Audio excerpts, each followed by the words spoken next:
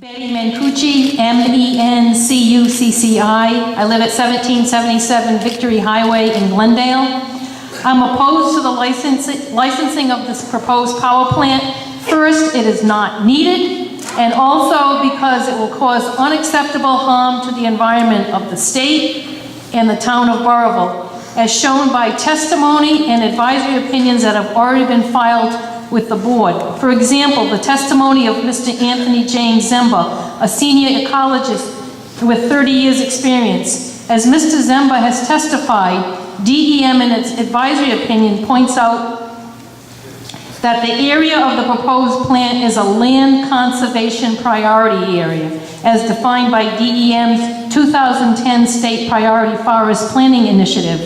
As Mr. Samba said in his testimony, and I quote, "The proposed facility would cause significant and unacceptable harm to the environment in that it would adversely affect biodiversity, including rare native Rhode Island species and additional species of greatest conservation need." Mr. Samba also prepared a report based on the review of the biodiversity information submitted by Endangered. Mr. Samba concluded that direct adverse impacts to wildlife would occur if the proposed Clear River Energy Center was built due to habitat loss, fragmentation, and habitat degradation. At the site, there are 17 state-listed species, including 1 state endangered species, 4 state threatened species, 10 species of concern, and 2 protective species, as well as 47 species of greatest conservation need. These were all detected in the area during the course of Endangered's own study. Moreover, by Endangered's own admission in its August 2nd, 2017 report, clearing and construction associated with the project will result in the loss of habitat directly used by a variety of animals and plant species.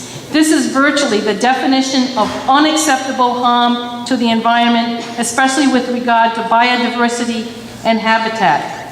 Endangered's own biological inventory report dated August 2nd, 2017 concludes that there are 520 animal and plant species in the area. These include 81 bird species, 21 mammals, 8 amphibians, 3 reptiles, 147 butterfly and moth species, 25 dragonfly and damselflies, 47 other invertebrates, and 187 plants.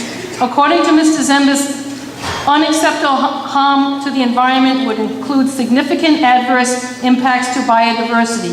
The project would have significant adverse impacts on wetlands at the site, including adverse impacts. John Gonzalez.